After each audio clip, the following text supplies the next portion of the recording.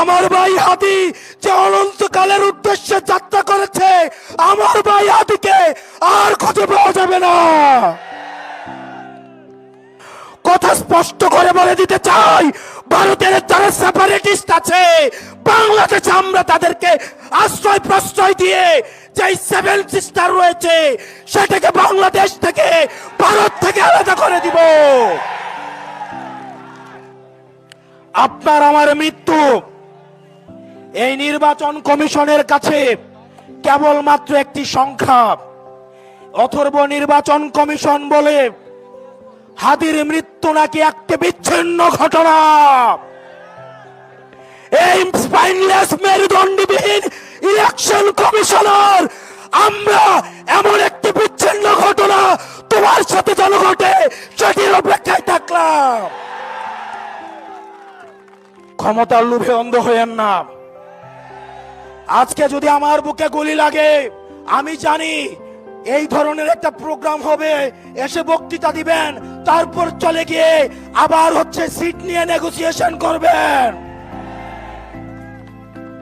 অনেক দল রয়েছে, যেহেতু আরপিও সংশোধন হয়েছে, এখন অন্য দলের মার্কায় নির্বাচন করতে পারবে না বলে নিজের দলের মার্কা বিলীন করে দেওয়ার জন্য তারা রেডি হয়ে আছে।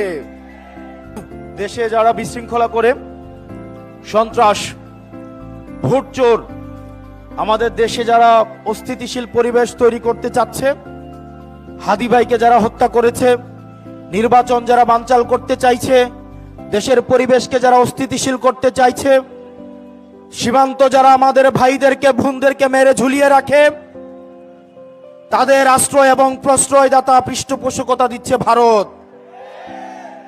ভারতকে স্পষ্ট ভাষায় বলতে চাই,